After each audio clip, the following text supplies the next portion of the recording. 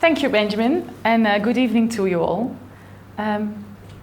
You as professionals, engineers, entrepreneurs are working on a daily business on that one light bulb moment. And that's actually a pretty hard job to do because it's not so easy to find that one light bulb moment that will solve your project, that will make your startup a giant success. So I was wondering, who of you has an idea every now and then? Okay, we all do, that's nice. And what do you do with these ideas? How do you treat them? Do you keep them for yourself, or do you do something with it? I believe, actually I'm convinced that it's very interesting to think about how you treat those ideas, because if you share them, you can do a lot more than you think. And then if we share them, then we do not waste a very great potential of ideas. So I will take you on this journey today, and by the end of this presentation, you will have a more clear view on what is my ecosystem and what can I do with it, how can I help, and what can I receive. And at the same time, how can I handle problems or dilemmas that I have within my ecosystem. And I'm convinced that will give you a better chance of success on the ideas that you are working on, either in projects or in startups or in your current day-to-day job. So I want to start with a story. And I'm personally fond of Disney movies because they always tell a very great story where you can learn from. This story is from Mowgli in Jungle Book. And something interesting is happening. Yeah, thank you. Almost. If you click on it, then it will. Right, of the. Yeah? You will see, in this picture you see animals.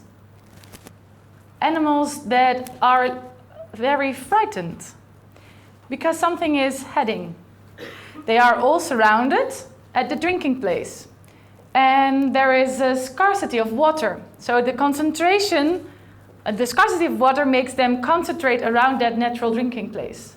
And then there's Shere Khan, a very giant enemy of the other animals. This tiger, Shere Khan, is the enemy, but is still allowed at the natural drinking place. Why is that? Why does nature work that way? You see the zebras, the giraffes, the elephants, the antelopes, the wolves. They're all food for Shere Khan, but still they're all allowed at the drinking place. And that's something they agree together because they all need water in order to stay alive. This is how in nature an ecosystem works. They are all allowed around that natural drinking place. And by that, they all stay alive and need each other because the tiger is over there, a lion is not coming and eating the giraffes, for example. So they all need each other in that matter. Within an ecosystem, and we all live in, for example, the ecosystem here in Brainport, we need each other. So if we take a look at how the ecological world works, how then does the economic world works? In geographical economics, we also have we made a solution how to concentrate on certain topics, so-called science and technology parks. Famous example here in the Netherlands, actually here very close by at the high-tech campus is one of these science and technology parks in the Netherlands. And it's interesting to take a more detailed look into what is there over there. Actually, there are 5 elements. First of all, you need a specific topic. So, for example, in the movie, water was the thing that concentrates. Here it is, for example, in the high-tech campus, it's high-tech. The topic is high-tech, of course. And then, surrounding that topic, you have several elements that you need, and you all need them. First of all, you need entrepreneurship. You need people with ideas, developing those ideas. You need those guys upstairs just thinking about it, doing it, making it happen. At the same time, you also need more large companies or industries that are able to develop that business further. But you cannot do that without money, of course. So you also need funding. And there are several ways to fund all those kind of developments. And you also will not gain new ideas if there is no research done. So you also need research. And then, in the end, you also need facilities. Why facilities? Because otherwise we're not able to connect and to meet with each other. And if we don't meet each other and we don't talk about our ideas or what we're working on, then how can we develop them further? So I believe that if you look at the elements of an ecosystem, for example, as mentioned above, is on how they do it in a science and technology park, I would like you to think about, to what ecosystem do I belong? What are the stakeholders? What are the partners I need? Because in our knowledge network economy, we need those inter-organizational collaborations. We need to work, think, talk along with other parties. And I think it's very important for yourself to think about, what is my drinking place? What are the other animals who are around? Who are my enemies or who are my friends, and what can I learn from them? And you need to think about all these elements. To make that even a little bit more clear, I have an example. And this is a true example from the high-tech campus. On the left photograph, you see Steven. Steven is a highly motivated, very hard-working engineer at the high-tech campus. He goes by bike every day. In the early morning at 8 o'clock, he starts working, starts developing his project, developing further his project. At lunchtime, he eats his sandwiches, which he brought from home behind his desk. And every now and then, he has lunch with his colleagues at the department. If it's good weather, then he takes a walk after lunch, but most of the times he's alone. The other colleagues don't follow. But never he uses the facilities or he uses the other organizations where he's surrounded with, because he's surrounded with thousands of people also working on topics regarding high tech, but he never visits them. Sometimes he visits the strip only if he he goes for drinks with colleagues. But for lunch he skips the strip because it's crowded and it's noisy, and it's more easy to take his sandwiches just behind his desk. The fact is that Steven works on an interesting and important topic. So he signed a non-disclosure agreement. And of course, because he signed that, he keeps his mouth shut, because that's what he's told. But because he does not visit any facilities, he also cannot share with other people what are the problems or the dilemmas that he is facing. I'm not telling him to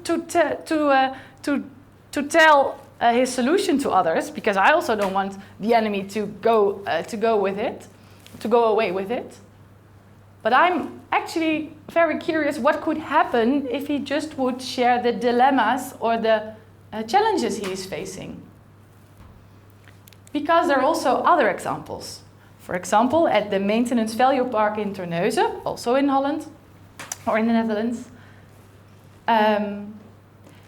they had an issue because they had very large chemical systems that needed to be maintained, repaired, needed to be checked on qualitative aspects.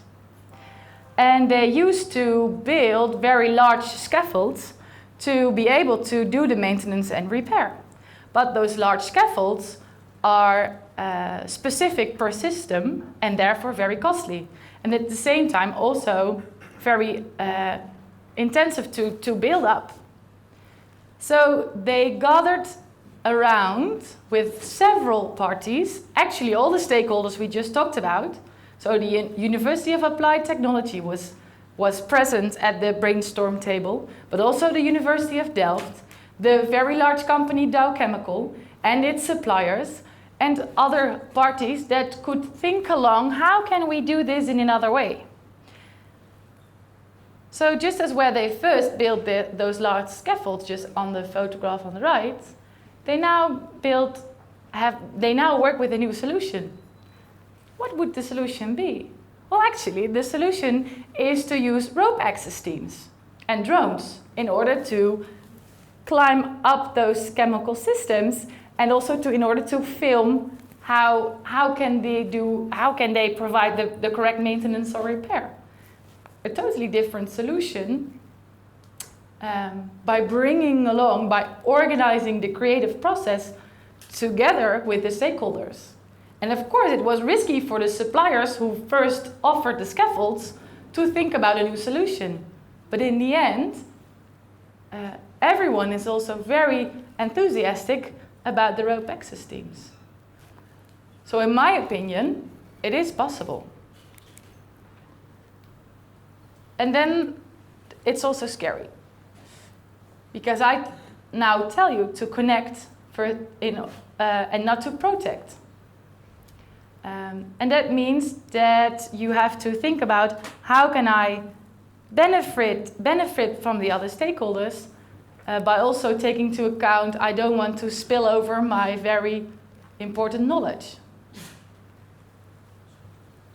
I'm convinced, I also discovered, because I did research on it, that we can really do more if we build it up together. And that we really leave less potential behind if we are able to do that, if we dare to do that. So what I would want you to think about is, how can you make a change for yourself? By indeed start building that sharing culture. And you build a sharing culture if you start with sharing. And also by organizing that creative process in the beginning of where it is just an idea. Because if it's just an idea, then it's not. Then you cannot lose a lot, and you can still talk about other solutions. If, for example, Benjamin has a great idea, but he doesn't tell me about it, I cannot offer him my network. But if he does, I can tell Benjamin, oh, my uncle is working in, etc. So you need to think about those elements, and you need to think about the opportunities that you have if you do, because I think that a lot of people's opportunities, and we already also discussed that in other presentations regarding the talents of people and the ideas that people have, you have a lot of opportunities within you. So, big chance that I have half of a solution or half of an idea, and someone here in the room has the other half of an idea, and together we can make a giant success out of it. Or a very nice experience, because that's also an option, of course. I would like you to think about what is within my ecosystem, what are the stakeholders, what are the organizations or institutions I should go for help. I should talk about my idea, my dilemmas, my challenges. Look for your fertile soil. Look for the things that can bring you further in the process if you share those ideas. And if you do that, then and then intensively migrate within your ecosystem, ask for help, give a lot of it back, because it's also important to give help, because other people can use your help. And at the same time, if you organize your creative process, then we can do a lot, I think, specifically in this region. I believe we can make a change, and I believe that the change starts here with you today. Thank you very much.